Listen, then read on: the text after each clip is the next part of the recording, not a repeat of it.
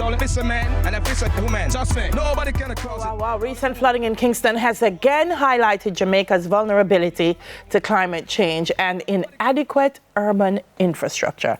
Urban planning consultant Dr. Carol Archer is with us. She's urging the country to adopt the internationally recognized Sponge City model. Never heard of it before until now. I mean, I read it in the paper, so I'm glad she's here to explain how that could transform Jamaica's cities. Morning, Doc. Morning. Thanks for having me. It's great to have you. I'm so happy that we do. Sponge City. That's when I could just go around and just Yes. while I was. I'm figuring that's not quite how it works, there, Doc. Well, it's how we design the cities and communities to address flooding problem. This concept was introduced by Chinese. Unfortunately, he passed recently, about 2-3 weeks ago, died in a plane crash in Brazil. And so the concept, because in China, most of the cities there, they're also faced with problems, especially low-lying cities built on floodplains near water bodies. So Kingston, as most cities, we are affected by flooding. And it is made even worse given the impact of climate change.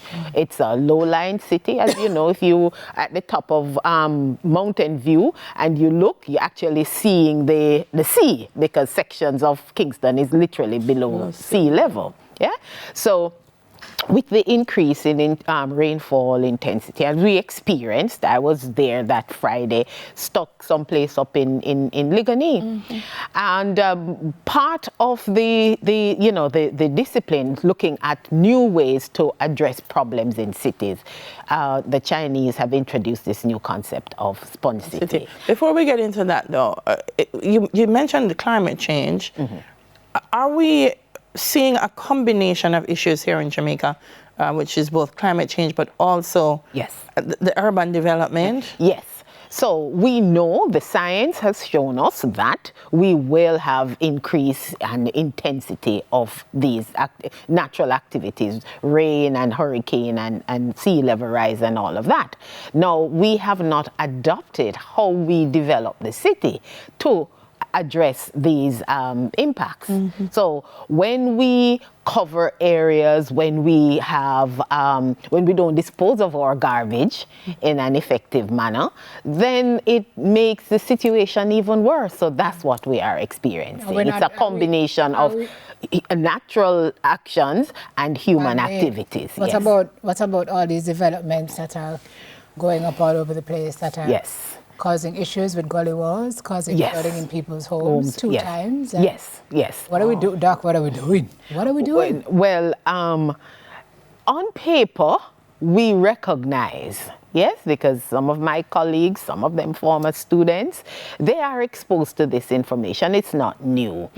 Unfortunately, the time and the investment in terms of how we manage and address the situation, we are lagging behind. Right? But there are cities but there are cities that they have made significant changes to how their infrastructure and how they do development. So, for example, in New Orleans, immediately after Hurricane Katrina, you will see, especially in low-income neighborhoods where they were vulnerable to begin with, but the city managers and the residents, they would have put measures in place, whether it is bioswale gardens, right? Rain gardens, catchment areas, roof gardens that doesn't allow for the water to just pummel off the roof, but it is contained and it is used to plant vegetables on the rooftop that will, address the issue of food insecurity. In more developed countries such as Denmark, Copenhagen, where I had the opportunity to visit and actually, saw that in action. And in Georgia, there's a famous park in Georgia, in Atlanta, Cooks Park, recently, about 5-10 years ago, that there was an area there that would just be flooded. Rain set up and it flooded. And the city managers, the mayors, they studied the concept and implement measures in place. The end result is it limits flooding, but it also helps to beautify the city because the rain gardens, the bioswales, those are what you would refer to as open public spaces. So you get to so badly yes, much. When we're planting trees, we had tree planting day when. And all of these things bode well for the environment. Yes. So I interrupted you when you were explaining the sponge city because I wanted to get to the why and now to the how. Yes. So you were explaining the sponge city. Right. So it's the designing and implementing measures in cities that will capture the water from doing further damage. So, as you know, the water, and we would have experienced it in, the runoff, right? The volume. So you would build retention areas where the water is caught, collected, and you'll see like a swimming pool, but the water then percolates gradually, and then over time it then becomes a park or open space. You have collecting water from the roofs of buildings, where water is collected, it is filtrated into the ground, and it is reused either as grey water for gardening and other activities, or filtered to the point where you can use it for consumption.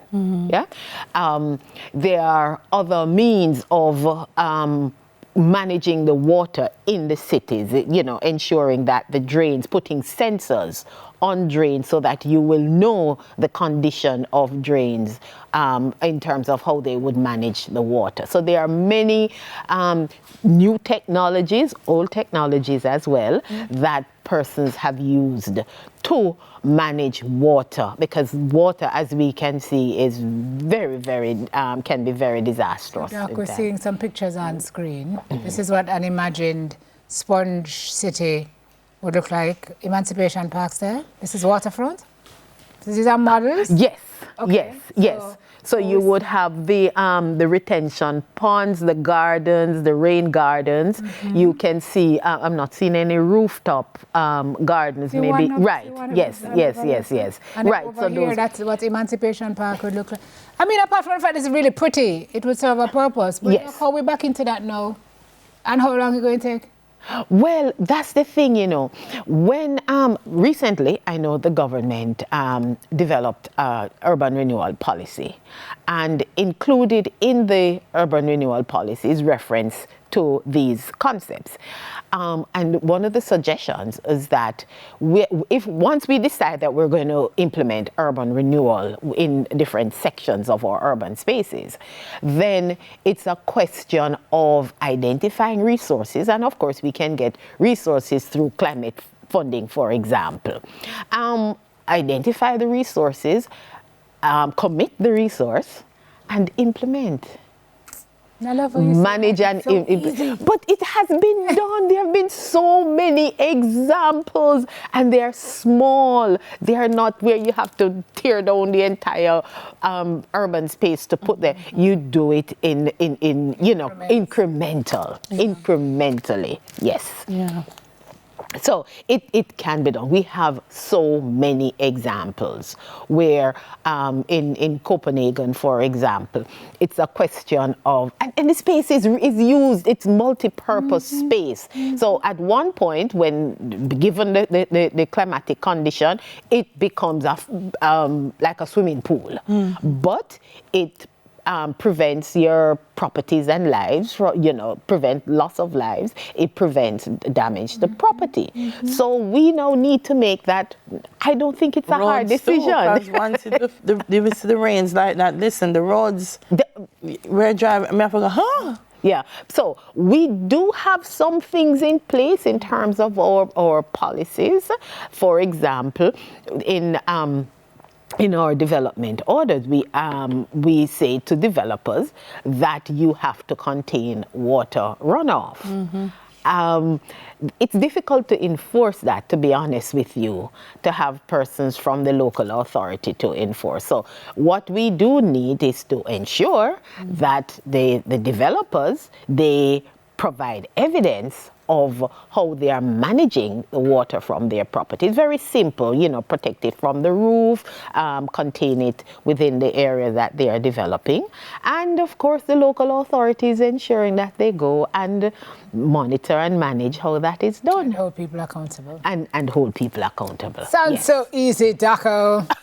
Doc has all the answers. No, it is. And I think we have technocrats who are committed, and we do have decision makers who have the information. I think perfect example is that we need to manage how we dispose of our garbage. Yes? Because that would help as well. All right, I want to thank you for being with us this morning, Doc. Thanks for having me. Urban planning consultant, Dr. Carol Archer.